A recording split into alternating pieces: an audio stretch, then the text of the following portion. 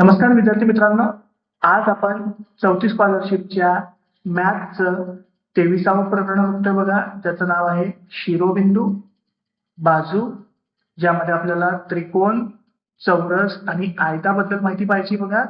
त्याच्या स्वाध्यायाला आपण सुरुवात करतोय. पहिला प्रश्न आहे बघा, पुढीलपैकी कोणती आकृती चौकोनाची नाही? कोणती आकृती चौकोनाची नाही आहे हे ओळखायचंय बघा आपल्याला. मग चौकोन म्हणजे काय? नावातच दिलं बघा. चौ म्हणजे चार. चार कोण असणारी आकृती, तिला काय म्हणतो आपण? काय आहे ती? चौकोनाची आकृती आहे. मग पहा बरं, इथं पहिला, दुसरा, तिसरा, चौथा, चार कोण आहेत. इथे पण पहिला, दुसरा, तिसरा, चौथा, चार कोण आहेत. इथे सुद्धा पहिला, दुसरा, तिसरा आणि चौथा, चार कोण आहेत. तिसऱ्या आकृतीमध्ये बघा, इथे 1, 2 आणि 3, फक्त 3च कोण आहेत. म्हणजे तिसरी आकृती काही चौकोनाची नाही. म्हणजे तिसरा पर्याय आपला योग्य पर्याय आहे. दुसरा प्रश्न आहे बघा, पुढीलपैकी कोणत्या आकृतीला 4 शिरोबिंदू असणार नाहीत? शिरोबिंदू म्हणजे काय?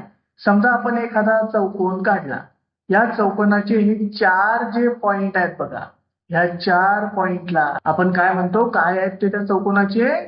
शिरोबिंदू आहेत. शिरोबिंदू, ज्याला इंग्लिशमध्ये आपण काय म्हणतो? व्हर्टायसेस, अशा नावाने आपण त्यांना ओळखतो बघा. मग 4 नाहीत. चौकोनाला 4 असतात, चौरसाला 4 असतात, आयताला 4 असतात. त्रिकोण म्हणजे किती? फक्त 3च. पहा, पहिला, हा दुसरा आणि हा तिसरा. म्हणून त्रिकोणाला 4 शिरोबिंदू असणार नाहीत. पहिला पर्याय आपला योग्य पर्याय आहे. तिसरा प्रश्न दिला बघा, सोबतच्या आयतात शिरोबिंदू क च्या समोरील शिरोबिंदू कोणता?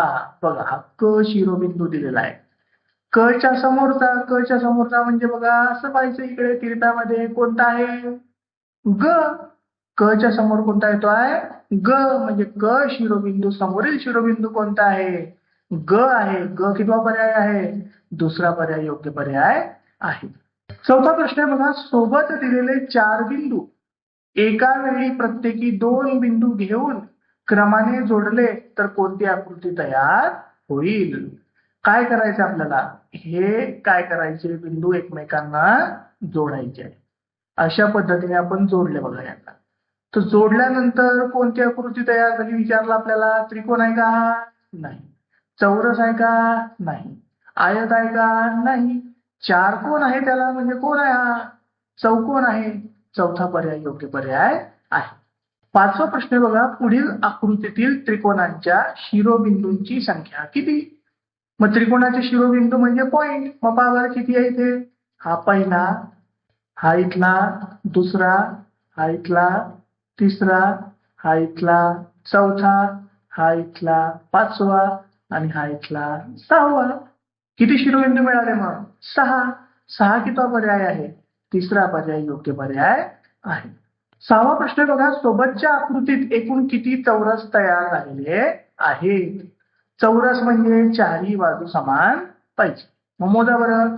पहा, पहिला, हा दुसरा, हा तिसरा, हा चौथा, हा पाचवा, हा 6वा, हा 7वा, हा 8वा, मग 9, मग 10, मग 11, मग 12, मग 13, मग 14, 15 आणि 16. हे 16 झाले बघा.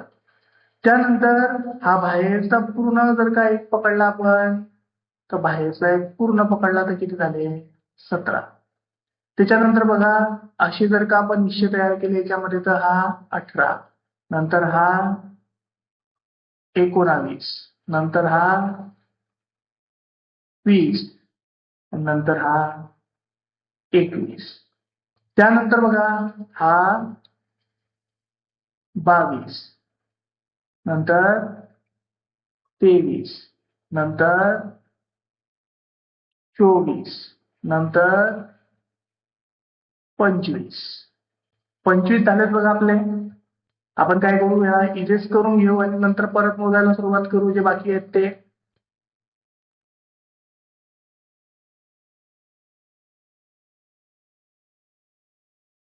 बरं, 25 पर्यंत आले होते आपले. आता पुढचे बघा कोणकोणते आहे. हा आहे बघा एक, 26, नंतर हा एक, 27, नंतर हा एक, 28, नंतर हा एक, 29, 29 पर्यंत आलो बघा आपण. परत इरेज करून घेऊ बघा सगळे. आणि नंतर बघा हा एक सेंटरचा उरला, हा आहे 30वा. मग कोणता पर्याय आपला? पूर्ण आकृतीमध्ये किती चौरस मिळतात आपल्याला? 30 चौरस मिळतात. म्हणजे चौथा पर्याय योग्य पर्याय आहे. 7वा प्रश्न आहे बघा, दिलेला चौकोन निश्चितपणे चौरस आहे हे पुढीलपैकी कोणत्या विधानांच्या आधारे सांगता येईल? मग पहा, चौरस जर का आपल्याला पाहिजे असेल तर चौरस असण्यासाठी काय कंडिशन्स पाहिजे आपल्याला, काय अटी आहेत? याच्या चारही बाजू काय पाहिजे? समान पाहिजे. आणि याचे चारही कोण 90 अंशाचे पाहिजे. 90 अंशाचे पाहिजे म्हणजेच काय? चारही कोण काय पाहिजे? काटकोन पाहिजे. कोणत्या पर्यायामध्ये दिला असं?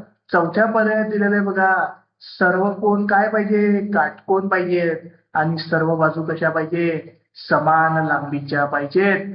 तेव्हा आपण म्हणू की दिलेला चौकोन हा कोण आहे?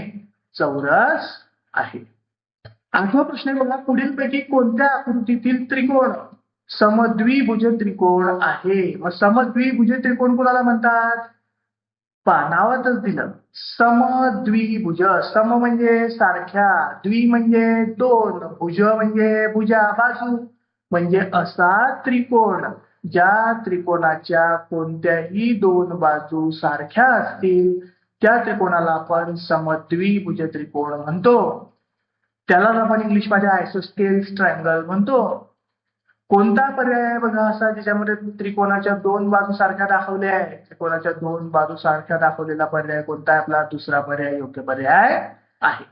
9वा प्रश्न आहे बघा, त्रिकोणाला 3 शिरोबिंदू असतात. माहिती आपल्याला बघा, आपण त्रिकोण जर का काढलं तर हा 3 पॉइंट पासून मिळून बनला.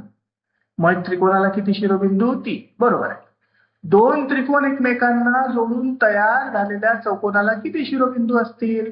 माशेत जर का दोन त्रिकोण घेतले आणि त्यांना जोडले आणि काय तयार झालं? चौकोन. नावातच दिलेलं आहे चौ म्हणजे 4. 4 कोण असतील म्हणजेच काय तर 4 शिरोबिंदू सुद्धा असतील.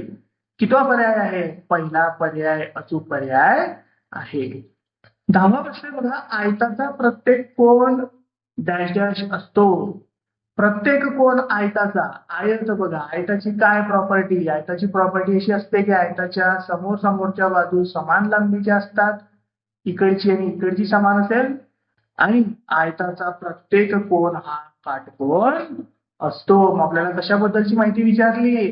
कोणाबद्दलची. मग प्रत्येक कोण कसा आहे? त्याचा काटकोन आहे. दुसरा पर्याय योग्य पर्याय आहे. 11वा प्रश्न आहे बघा, पुढीलपैकी कोणते विधान सत्य नाही? सत्य नसलेलं म्हणजे असत्य विधान आपल्याला ओळखायचं आहे. काय सांगितलं? समभुज त्रिकोणाचे तिन्ही कोण लघुकोन असतात. बरोबर आहे. समभुज त्रिकोण म्हणजे सगळ्या बाजू सारख्या. सगळ्या बाजू सारख्या असणाऱ्या त्रिकोणाचा प्रत्येक कोण 60 अंशाचा असतो. म्हणजेच तो 90 पेक्षा लहान आहे, म्हणजे तो लघुकोन आहे. बरोबर आहे. काटकोन त्रिकोणात एक काटकोन व उरलेले दोन लघुकोन असतात. हे सुद्धा बरोबर आहे. काटकोन त्रिकोणामध्ये एक 90 अंशाचा असतो म्हणजे काटकोन असतो. आणि उरलेले दोन 90 पेक्षा कमी असतात म्हणजे लघुकोन असतात. बरोबर आहे. विशालकोन त्रिकोणामध्ये एक कोण विशालकोन, एक काटकोन व एक लघुकोन असतो. हा चुकीचा पर्याय आहे बघा. विशालकोन त्रिकोण म्हणजे कसा निघेल बघा, अशा पद्धतीने विशालकोन असेल 90 पेक्षा मोठा. आणि हा त्रिकोण जर का आपण असा बनवला तर एक तर विशालकोन आहे, बरोबर आहे, पण उरलेले दोन लघुकोन पाहिजे होते. कारण काय? त्रिकोणाच्या तिन्ही कोणांची बेरीज किती असते? 180 अंश असते. त्यापैकी एक जर का विशालकोन आहे तर उरलेले दोन नेहमी लघुकोनच असतात. म्हणजे तिसरं पर्याय चुकीचं विधान आहे, ते सत्य नाही आहे. म्हणून तिसरा पर्याय आपला योग्य पर्याय आहे. 12वा प्रश्न आहे बघा, सोबतच्या आकृतीत अनुक्रमे किती त्रिकोण व चौकोन तयार झालेले आहेत? त्रिकोण किती आणि चौकोन किती आपल्याला ओळखायचं. मग त्रिकोण मोजा बरं. पहिला, दुसरा, तिसरा, चौथा. आणि हा पूर्णचा पूर्ण जर का घेतला आपण बघा एवढा, तर हा पूर्णचा पूर्ण कितवा असेल आपला? 5वा. म्हणजे त्रिकोण किती झाले आपले? त्रिकोण झालेले आहेत आपले किती? 5. आता काय ओळखायचे आहेत आपल्याला? चौकोन ओळखायचे आहेत. मग पहा बरं, चौकोन ओळखा बरं. चौकोन म्हणजे 4 कोण तयार झाले पाहिजे. मग बघा, हा पहा इथे हा पहिला होता बघा. त्याच्यानंतर बघा हा इथे पाहिला तुम्ही तर हा अशा पद्धतीने दुसरा होतोय बघा. खालतीच पाहिलं तर हा एवढा पूर्णचा पूर्ण घेतला तर हा तिसरा होतोय बघा. वरच्या बाजूला पाहिलं तर हा पहा एवढा चौथा होतोय बघा. त्याच्यानंतर हा पूर्णचा पूर्ण घेतला तर एवढा हा 5वा होतोय बघा. आणि इकडचा पूर्णचा पूर्ण घेतला तर हा बघा 6वा होतोय. म्हणजे चौकोन किती बनतायत? 6 चौकोन आपल्याला आकृतीमध्ये बनलेले दिसताय. मग त्रिकोण 5 आणि चौकोन 6 कितवा पर्याय आहे? दुसरा पर्याय योग्य पर्याय आहे. 13वा प्रश्न आहे बघा, पुढीलपैकी अचूक विधान कोणते? मग कोणतं विधान अचूक आहे म्हणजे बरोबर आहे ते ओळखायचं आहे. पहिलं काय सांगितलं? समद्विभुज त्रिकोणात 2 बाजूंची लांबी समान असते. बरोबर आहे, नावातच आहे. सम म्हणजे समान, द्वि म्हणजे 2, भुज म्हणजे बाजू. असा त्रिकोण ज्याच्यामध्ये 2 बाजू समान असतात त्याला आपण समद्विभुज त्रिकोण म्हणतो. म्हणजे त्याच्यात 2 बाजूंची लांबी कशी असते? सारखी असते.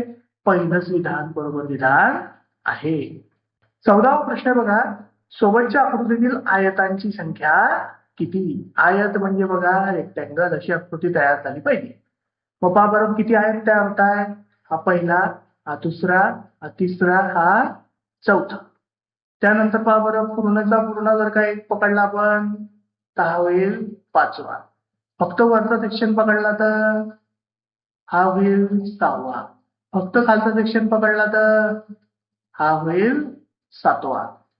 आणि त्यानंतर जर का हे डाव्या बाजूचा सेक्शन पकडला एवढाच फक्त तर हा होईल 8वा. आणि इकडचा सेक्शन जर का पकडला तर हा होईल 9वा. म्हणजे दिलेल्या आकृतीत किती आयत तयार होत आहे?